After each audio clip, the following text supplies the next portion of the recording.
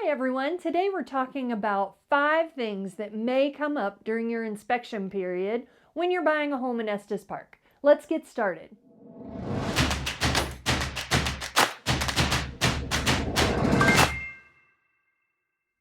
Hi everyone, Julie Abel here with the Abel team, Keller Williams Realty in beautiful Estes Park, Colorado. Today I wanted to talk with you about inspection items that you'll most likely see come up during the inspection period for buyers and sellers when purchasing a home in Estes Park. Now, this normally will happen during the buyer's inspection period when they've hired an inspector to come in and check out the home. They get a report back, and normally these things will come back and be presented to the seller on an inspection objection. Now, one thing we're not including in this video are additional tests that you can get outside of the inspector's report. I'll be doing additional videos on those in the future. So let's just dive right into it. Water everywhere. Well, not exactly. We live in a very dry climate in Estes Park. But through the years, Estes Park has experienced some pretty substantial floods. Especially the one I'm going to talk about, the 2013 flood that not only hit Estes Park, but most of the Front Range of Colorado. Estes Park was hit particularly hard because of the amount of rain that it got in a very short amount of time. Many of the local businesses flooded downtown, and a lot of the residents experienced runoff water as well as groundwater coming up through basements and first floors of properties. So I bring this up because a lot of times during an inspection period, buyers will ask, was this home affected during the 2013 flood, and what was done to remediate it? So a lot of sellers will have put new flooring in, they will have installed French drains or retaining walls to help mediate that flood damage that was done. So the 2013 flooding issue aside, and let's just assume everything's been dealt with there on disclosures that as a buyer you're getting from the seller. Let's talk about water in other ways and how it affects a property. So a really good inspector is going to be looking for moisture in various places in the home during the inspection process. They're going to have a moisture detecting device that they can check attic spaces with and all the plumbing in the walls, make sure that the home is staying dry. Also, they will check the roof and the drainage around the home to make sure that that is being done adequately as well. As a buyer, you really want to make sure that the home is dry that you're purchasing, and as a seller, you want to be on top of this before the inspection, fix any leaks, address any problems with water that you may have had in the home, and disclose that to the buyer during the listing. Number 2, decks and railings. Now, I may be including this on this video because just recently our team seems like every inspection report that we're getting back or inspection objection we're dealing with from the seller side is improving or fixing a deck. But with that said, it can be costly, and it's really important to a buyer because if the deck is not up to code or if things aren't safe, if they are getting an FHA or a VA loan, that could kick the closing back and cost time. From a seller standpoint, you want to make sure that your deck is shipshape and that all the boards are nailed down or replaced if needed, that adequate paint is on the deck or stain, and that everything's repaired and shored up when you're getting ready to sell your house.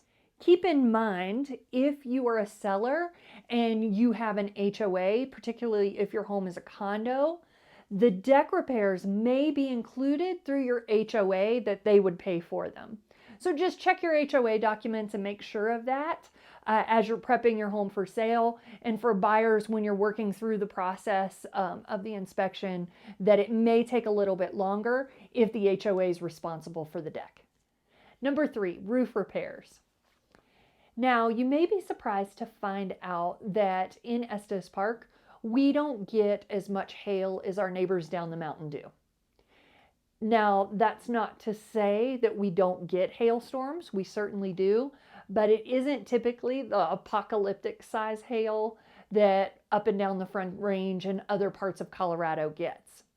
Now, what we do get at times is a lot of wind, and that causes damage to your roof, and those repairs can be costly. And they typically come up during an inspection period. A buyer will have an inspector go up to the roof, check it out, and they'll identify trouble spots. The next step for buyers and sellers to do is to get a roofing professional out to look at the roof and make an assessment of what repairs need to happen. Number 4, HVAC systems and hot water heaters. In Estes, this will come up a lot during inspection if the furnace and hot water heater is really, really old and if it's been neglected and not serviced. Now, just because it's old doesn't necessarily mean that it's not working and have a lot of life left in it.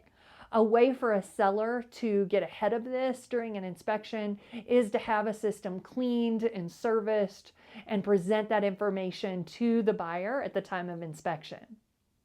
For a buyer, keep in mind that just because the system's older, it may not have had a lot of day-to-day use. This is important for you to find out during your inspection period because it may have been with just a second home or a vacation property where it wasn't used like a home that you would live in year-round.